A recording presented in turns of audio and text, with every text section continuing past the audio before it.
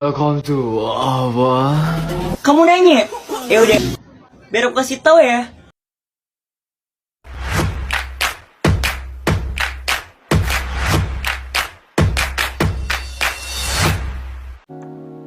Disintegrasi bangsa adalah terpecah belahnya suatu bangsa. Kenapa bisa terpecah belah? Ada dua faktor yang mempengaruhinya. Yang pertama faktor dari luar, yang kedua faktor dari dalam. Faktor dari dalam bangsa kita ternyata ada beberapa pemberontakan.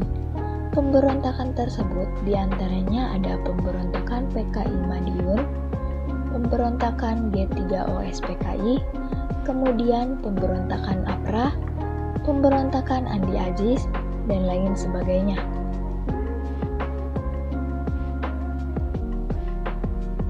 Konflik disintegrasi bangsa terbagi menjadi 3 jenis. Yang pertama adalah konflik yang berkaitan dengan ideologi. Di antaranya ada PKI Madiun, G3OS PKI, dan juga DITII.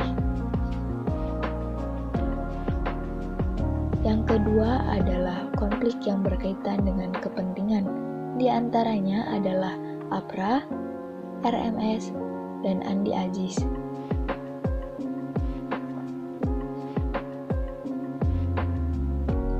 Dan konflik yang ketiga adalah jenis konflik yang berkaitan dengan pemerintahan. Di antaranya ada negara federal, BFO, PRRI, Permesta. Yang akan kita pelajari pertama adalah konflik yang berkaitan dengan ideologi, yaitu konflik PKI Madiun. Konflik PKI Madiun tentunya terjadi di Madiun dan diawali dari perjanjian Renville. Kalian semua pasti pernah mendengar nama Amir Syarifuddin kan? Amir Syarifuddin adalah salah satu Perdana Menteri Indonesia yang pada tahun 1948 terpaksa diturunkan dari jabatannya sebagai Perdana Menteri karena tidak disetujui oleh rakyat dikarenakan adanya perjanjian Renville. Nah, Amir Syarifuddin yang merasa dendam terhadap penurunannya tadi, kemudian membentuk yang namanya Front Demokrasi Rakyat, yaitu kesatuan dari beberapa partai-partai berhaluan kiri atau berhaluan komunis di Indonesia. Di antaranya ada Partai Komunis Indonesia, Partai Sosialis Indonesia, ada juga Partai Buruh Indonesia. Selanjutnya, tidak hanya Amir Syarifuddin, ternyata Musso, seorang tokoh PKI yang lama menetap di Moskow, pulang ke Indonesia pada tanggal 11 Agustus 1948 dan dia langsung menyatakan diri bergabung dengan FDR pimpinannya Amir Syarifuddin.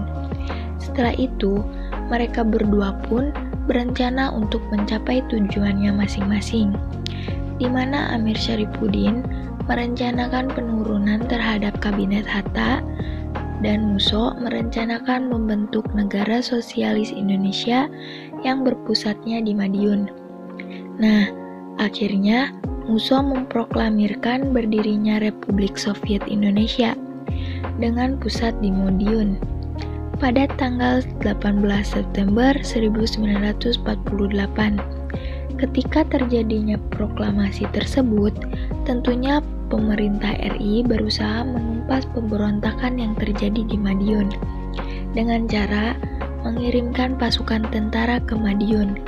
Terjadilah pertempuran di Madiun yang akhirnya Amir Syarifuddin berhasil ditangkap, kemudian Musso berhasil tertembak mati dan sisa dari pasukan PKI yang ada yang ditangkap dan ada juga yang kabur ke daerah Kediri. Nah, di antara pasukan PKI yang kabur ada DN Aidit dan ada juga Lukman. Yang kedua adalah konflik DITII. Konflik DITII yaitu singkatan dari Darul Islam, Tentara Islam Indonesia. Nah, pemberontakan DITII ini terjadi di beberapa daerah di Indonesia, di antaranya di Jawa Barat, di Jawa Tengah, Sulawesi Selatan, Kalimantan Selatan, dan juga ada di Aceh. Tetapi yang paling pertama DITII ini terjadi di Jawa Barat. Diawali dengan perjanjian Renville di mana para TNI yang berada di dalam garis demarkasi Pamruk harus memindahkan pasukannya ke wilayah RI, termasuk TNI yang ada di daerah Jawa Barat juga harus memindahkan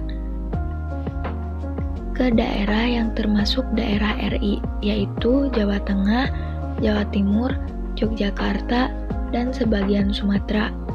Tetapi, beberapa TNI yang ada di Jawa Barat, tepatnya adalah Laskar Hizbullah dan Laskar Sabilillah yang dipimpin oleh Kartosuwiryo, menolak untuk pindah, dan ketika di Jawa Barat terjadi kekosongan kekuasaan, Kartosuwiryo memproklamirkan berdirinya Negara Islam Indonesia dengan didukung oleh Tentara Islam Indonesia sebagai tentaranya.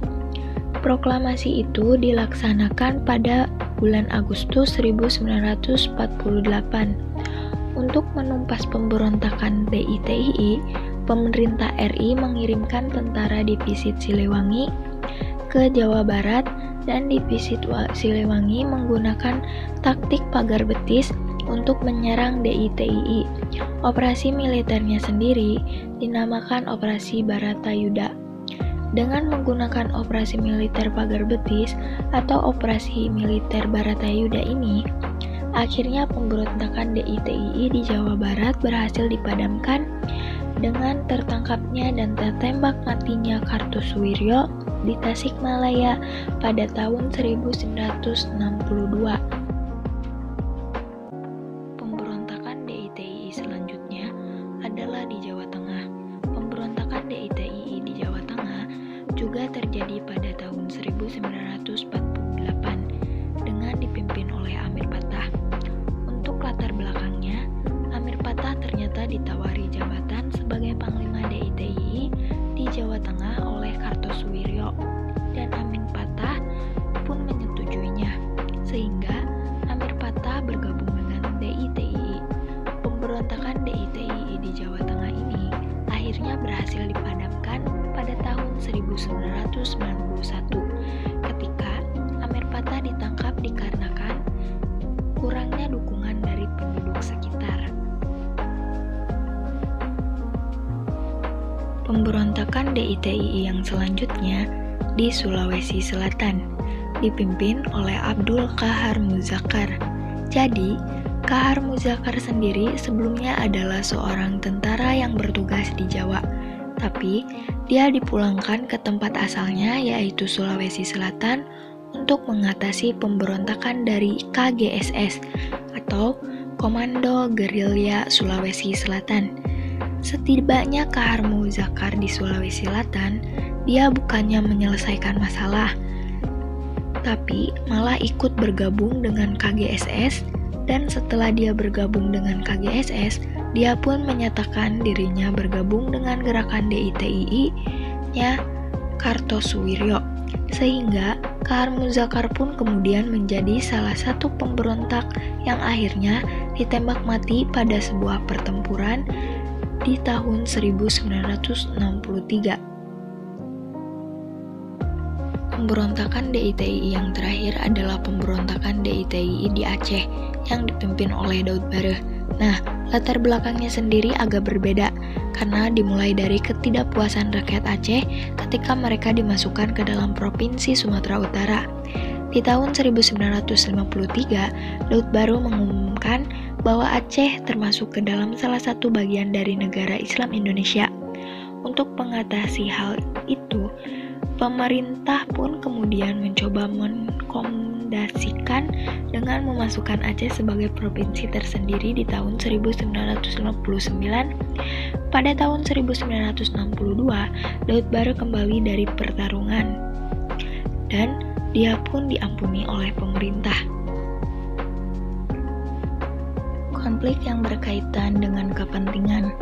Konflik yang pertama adalah konflik APRA.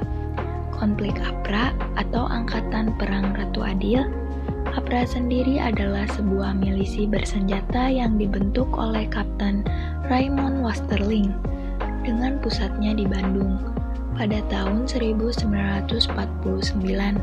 Selanjutnya, APRA ini memberontak pada tahun 1950 karena mereka menolak kehadiran APRIS atau Angkatan Perang Republik Indonesia Serikat ke Bandung.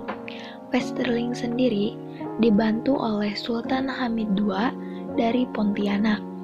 Nah, Sultan Hamid II bergabung dengan pemberontakan APRA dikarenakan kekecewaannya tidak dijadikan Menteri Pertahanan di Indonesia, sehingga dia punya keinginan untuk membunuh Sultan Hamengkubuwono ke-9 sebagai Menteri Pertahanan. Dia juga ingin membunuh TB Simangtupang, yaitu seorang kolonel angkatan darat, sehingga Sultan Hamid II dan Westerling merencanakan penyerangan ke Jakarta. Tetapi penyerangan ini gagal. Akhirnya Westerling kabur ke Belanda dan Sultan Hamid II pun ditangkap dan dijatuhi hukuman mati oleh Presiden RI. Konflik Andi Agis. Pemberontakan Andi Agis adalah sebuah pemberontakan yang terjadi di Makassar dan masih di tahun yang sama, 1950. Latar belakangnya sama, yaitu karena Andi Agis, seorang kolonel angkatan perang Belanda, yaitu Knil, menolak datangnya APRIS ke daerah Makassar, sehingga dia melakukan pemberontakan dengan menculik beberapa panglima APRIS di Makassar. Pemerintah mencoba mengakomodasi Andi Agis dengan memberikan Andi Agis toleransi untuk melapor ke Jakarta dalam tenggat waktu 4x24 jam atau sama dengan 4 hari. Tetapi selama 4 hari tersebut Andi Agis tidak melakukan apa-apa dan dia malah terlambat untuk melapor ke Jakarta, sehingga setibanya Andi Agis di Jakarta, dia langsung ditangkap oleh pemerintah dan langsung diadili. Pemberontakan yang selanjutnya adalah konflik RMS. Pemberontakan RMS atau Republik Maluku Selatan adalah sebuah negara baru yang diproklamirkan oleh Soekmekil, mantan Jaksa Agung Negara Indonesia Timur, pada tanggal 1 April 1950. Tujuannya adalah untuk memisahkan Maluku dari Republik Indonesia dan membuat pemerintahannya sendiri di Maluku. Selanjutnya, pemerintah mencoba berunding dengan Soekmekil dengan mengirimkan Dr. J. Leimena ke Maluku. Tetapi perundingan gagal, sehingga pemerintah pun harus melalui jalan militer untuk menumpas pemberontakan.